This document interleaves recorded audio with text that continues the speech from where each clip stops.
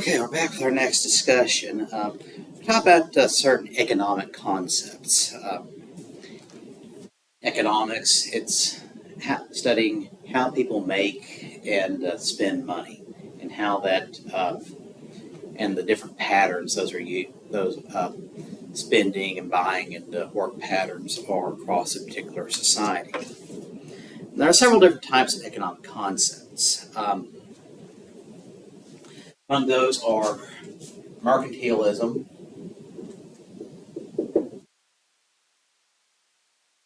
and another one is capitalism. Now, mercantilism and capitalism, they're very similar concepts, but there are some very subtle differences. Again, slightly different ideas how money is made and how it's spent, how money is kept. Now, explain the difference between the two. Mercantilism, it's a market economy. It's usually on a more local scale. And with both systems, you have the profit motive.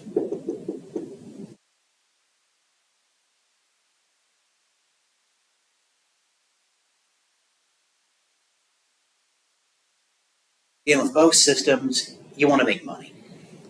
That's the goal of it. But the question is, how do you make money? Then how do you keep that money? Mercantilism was most used very often until about the mid 1800s.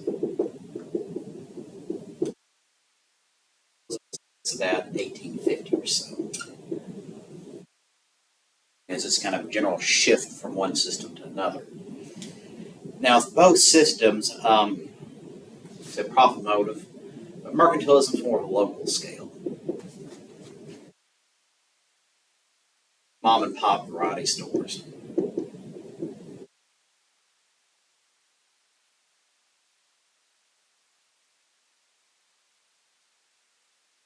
Capitalism works on a global, multinational scale. But as this global trade opened up and expanded, the economic system adapted with it. Went to not just or about just about one particular locality, but the entire globe, because trade now affects everything. In that tiny little store somewhere in Vermont or New Mexico, North Carolina, or Austria, it can have a global reach. They can have customers all over the world. Like say, if the mercantilist economy, you didn't have that. Basically, it was available where you were or not. If it didn't, you just went without.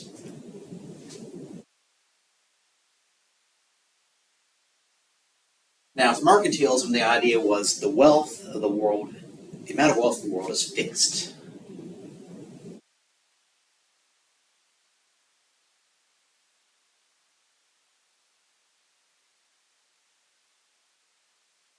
That is, imagine this little pie chart here. That represents all the wealth in the world, so particularly in terms of gold and silver.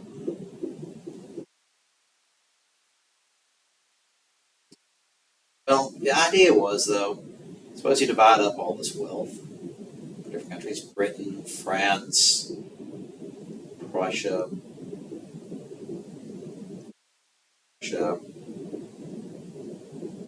Austria, Spain, and the New World. The idea was you can only gain wealth at the expense of someone else. Because Britain could only make money from France. France could make money from Prussia and Spain, all getting wealth from the New World.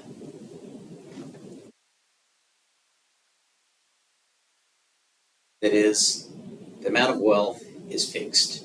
You can only get wealthy, gain wealth if it's someone else. But if you keep spending money, sending it to another country, you're going to lose wealth. You're going to become gradually poor.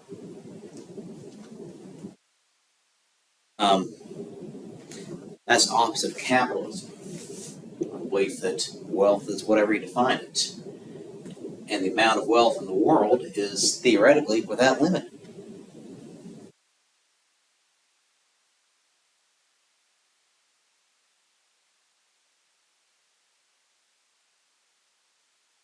Just explain the difference between mercantilism and capitalism. Take a dollar and imagine I trade $1 for one marker. Mercantilists say the wealth has not changed; it's simply changed hands. I paid $1 for this marker. I gave it to the shopkeeper. The shopkeeper gave me one marker. Therefore, this amount of wealth in this transaction is still the same: one marker and $1. But the capitalists look at it several transactions down the line. A shopkeeper takes that $1 and uses it to buy, say, a dozen markers, which you can sell for $1 each, make $12 based on that $1. I use this one marker, this one pen, to write a $1 million best-selling novel. Again, look at a couple transactions down the line. The amount of wealth has increased for both of us several transactions down the line, beyond just one marker and $1.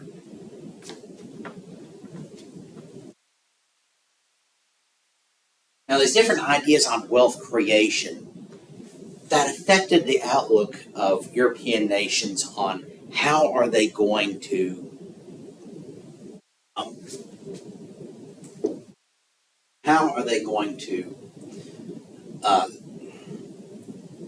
keep wealth in their country. So the mercantilist thinking is balance of trade is of the utmost importance.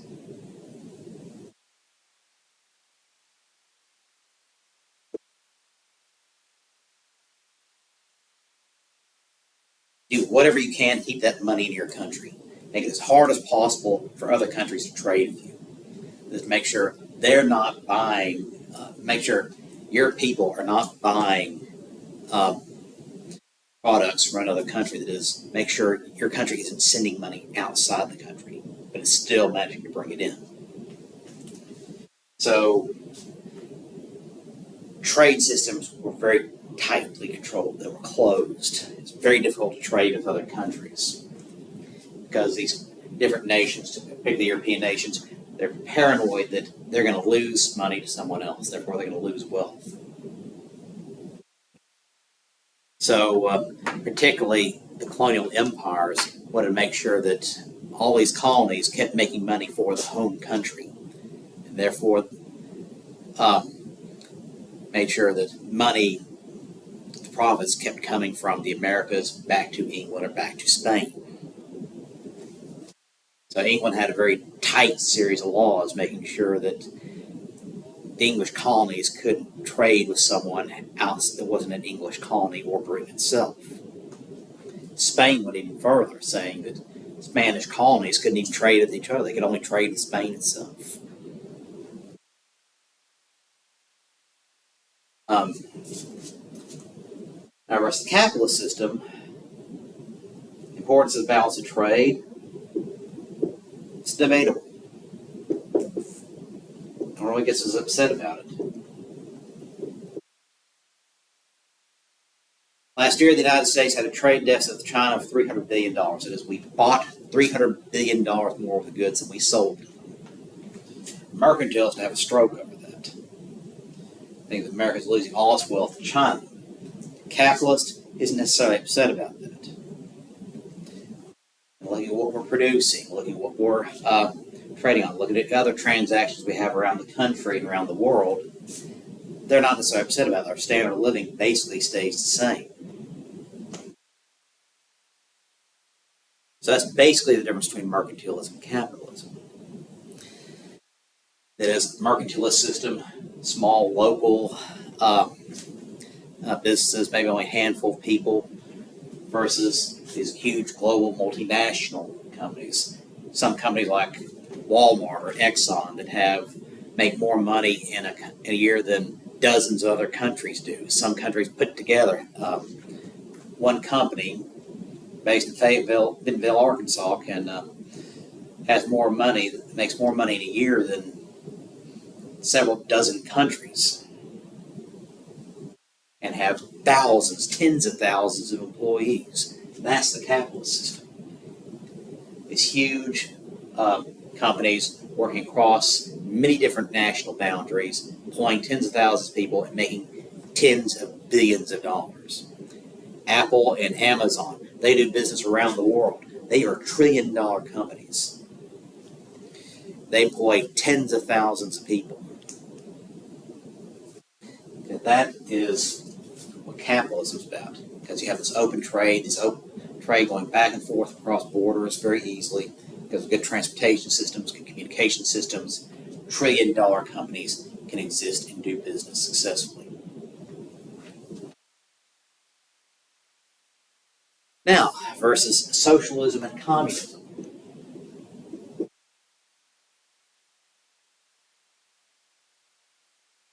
Now, there are degrees of communism here, but socialism and communism are looking for a social outcome. That's your motivation.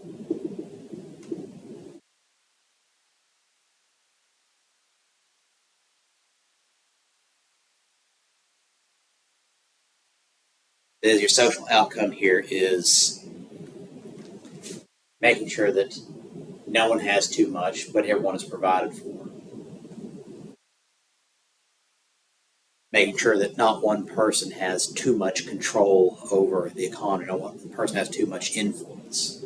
Make sure you don't have these global multinational companies that have as much power as national governments. Instead, in theory at least, the idea is use this common wealth that everyone has in common, and pool the resource, make sure that everyone has what they need: food, water, shelter, medical care, whatever else.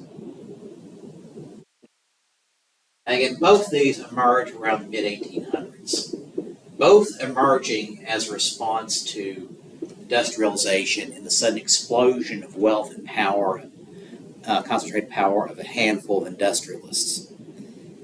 It is these owners, these industries who employ suddenly hundreds or thousands of people and then suddenly have millions or even billions of dollars at their disposal. They have a political power unto themselves. Both emerging about the mid-1800s. Socialism is, of course, the idea of government ownership of industry.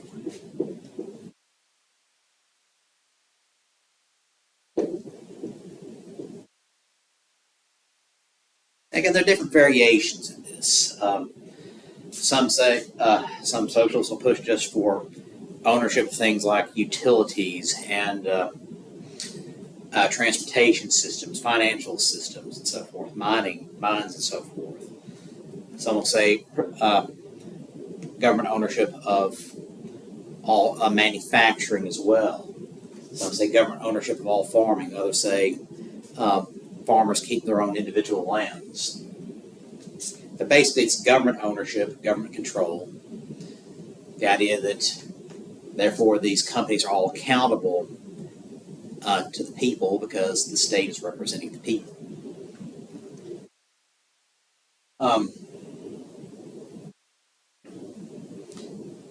But with this, the government, in turn, supposedly provides benefits for the people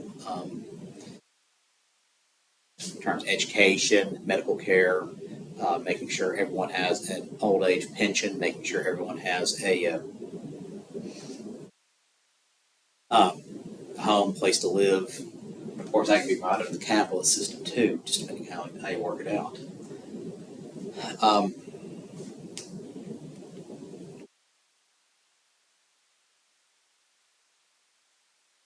But communism attempts to use a violent revolution to produce a socialist state.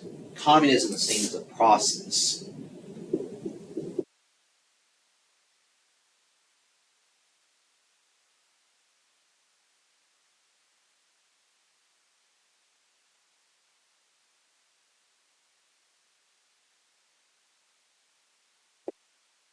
Violent revolution to produce a socialist state. Communism is the process, and socialism is the goal. But under communism, again, being a totalitarian system, there are no freedoms. There is no, since no one can own anything, no one can profit out of anything. Their innovation is limited. So freedom to speak out is limited. So due process is limited because the right of the masses, because the right of the larger group is more important than the right of the individual. Versus mercantilism, capitalism, the individual is important. But also, as part of the give and take process, law of supply and demand, businesses do have a responsibility to their customers over the long term.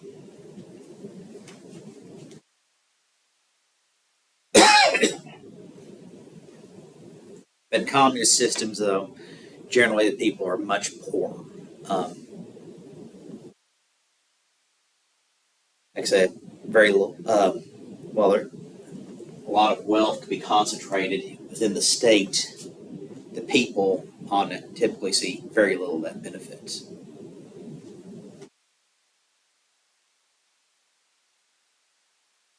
Now, a couple other concepts here. First, globalization.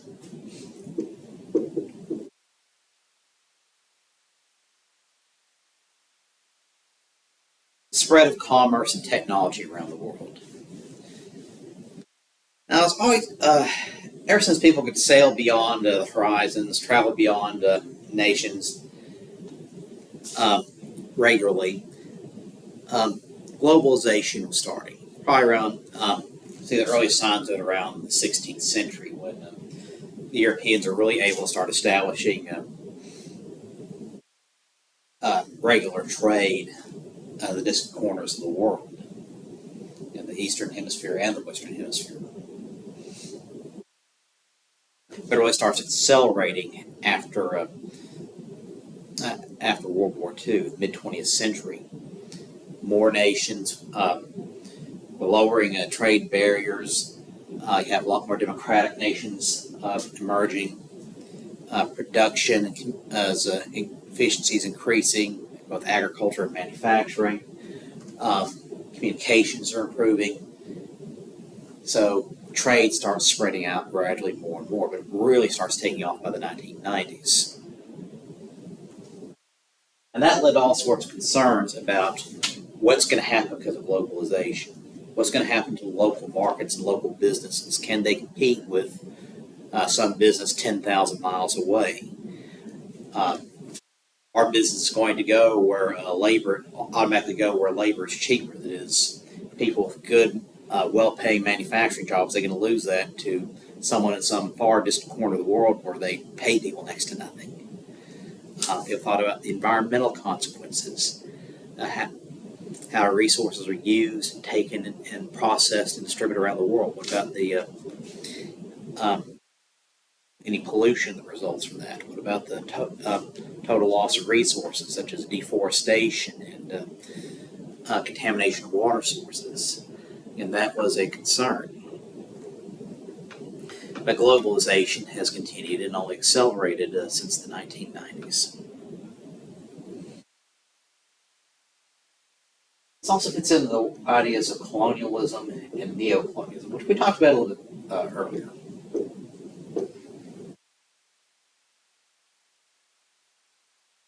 Colonialism, remember, is direct control of a nation by another for use of resources by a colonizer.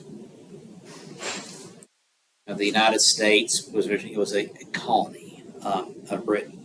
We were under direct control of Great Britain, and our resources basically were for use by the British Empire, operated by Parliament and the King in London. Eventually gained our independence, and most colonies eventually gained their independence. Particularly a huge wave of the last colonies gained their independence after World War II, 1940s, 1950s, and 1960s. We also have the idea of neo-colonialism. That is, instead of military conquest, Today, nations conquer with dollars. Um, dollars to advertise certain products, to advertise lifestyles and ideas. We'll see people in some developing countries protesting America while wearing Mickey Mouse T-shirts and Donald Duck T-shirts, or advertising American sports teams. The calendar used around the world that is a European calendar, the Gregorian calendar. The TV shows and movies that are popular and everyone wants to watch around the world, those are usually Western ideas that are being transmitted. That way, everyone ever in the world knows what Star Wars is. Everyone around the world, they know who John Wayne and Tom Hanks and Harrison Ford are. That's because these ideas have spread around the world. But indirect domination of countries mostly is through economic means.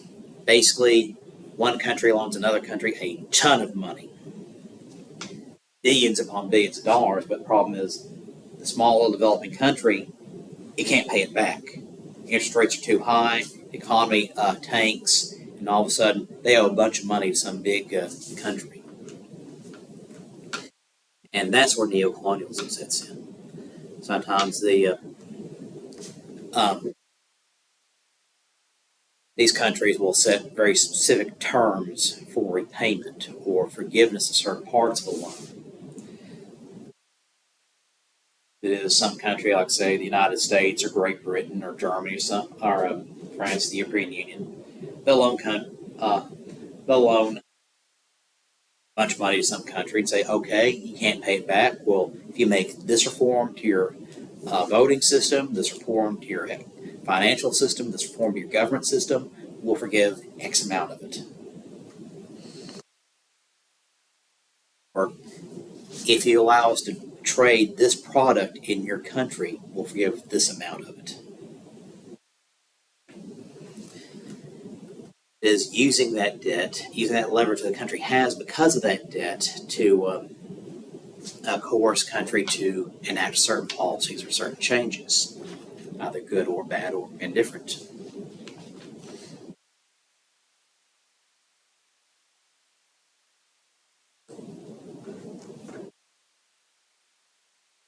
Now,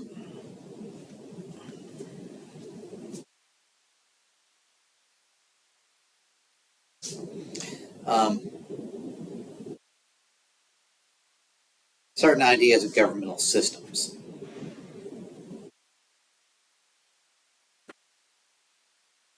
Example, democracy and republic.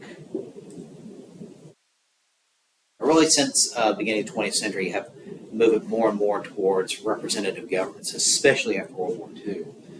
As colonies became independent, they generally tended towards republics. Now, democracy and republic, basically the same thing. Just only very slight marginal differences, and the differences are so slight that they're essentially interchangeable. A lot of countries today, they'll call themselves a republic. Only a couple call themselves a kingdom. Because republics, they are seen as such an ideal that is the people vote and have their will heard at the ballot box. But of course, in general, in foreign relations, you have to remember that the more adjectives a country adds to republic, generally the less of a republic it actually is. For example, the Republic of France, a parliamentary, simple parliamentary system with president, elected president, elected parliament. The Republic of Korea, that is democratic South Korea. Free elections, free government, free people. That contrasts the Republic of Korea with the Democratic People's Republic of Korea. That is North Korea, a communist dictatorship where people have zero freedoms. Or the People's Republic of China, a communist dictatorship. Or the Islamic Republic of Iran, a theocratic dictatorship. Now, of course, many Muslim nations are free nations, and Islam doesn't necessarily have any kind of political bias towards totalitarianism or freedom one way or another. It's just dependent on how it's applied. Christianity, in some ways, has been used to justify both kingdoms, dictatorships, and democracy. But in general, democracy is ruled directly through the people through majority rule, with respect for human rights. Generally, the people vote on a lot of issues for them, but always with the idea that the people have the vote, the people have a voice, the people will be heard, the people have rights that are respected. Republic, governed by the people through elected representatives. Human rights, they usually respected. And how much people can vote on different referendums and initiatives, that depends on it's one state to another, even one country to another. But in both systems, the idea of human rights and the people will decide what kind of government they want. Now, the nations of the world have a variety of governing systems. Most democracies are technically republics, elected representatives meeting, setting policies for their nations. But again, remember, sometimes, like we said, the name republic is sometimes a misnomer, not reflecting the true governing situation. Central African Republic, for example, is ruled by a man calling himself an emperor. It's a dictatorship.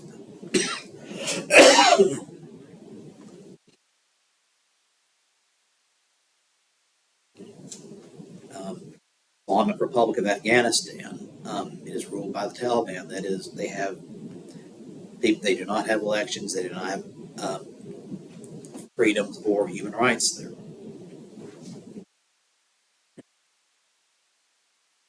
Some nations are truly republics, such as Argentina, Brazil, Colombia, Turkey, India. But internal civil strife, corruption, and a host of other problems have led to problems in defending human rights. Another idea, totalitarianism.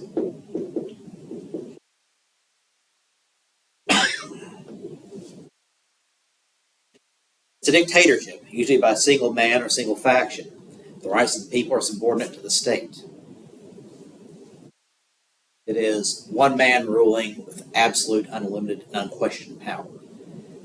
All the decisions are made by this one individual. Excuse me. The people have no rights. Monarchy. The different kinds of monarchies around the world. Monarchies are ruled by a single individual, usually inherited from family. There have been exceptions to that, but usually it's the oldest child becomes the next monarch. A lot of them, it's the oldest surviving son. Representative bodies sometimes accompany monarchies, limiting the powers of kings. Human rights records will vary. Case in point, Great Britain. The United Kingdom of Great Britain and Northern Ireland. It is what they call a constitutional monarchy. That is, the monarchy has very limited powers. King Charles can do very little.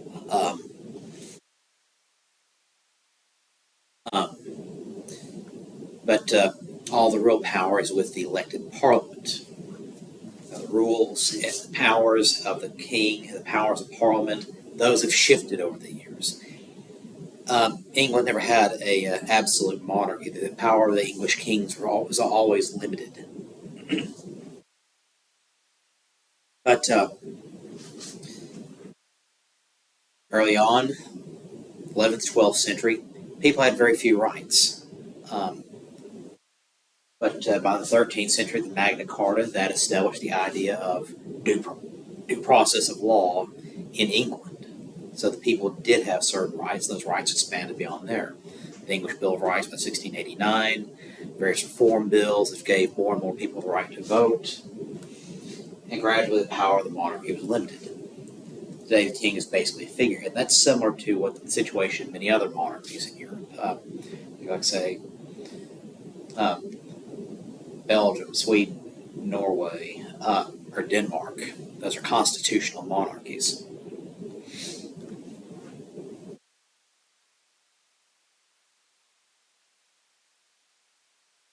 The idea of kleptocracy. Now, no one's actually going to call themselves a kleptocracy, of course. Government by theft.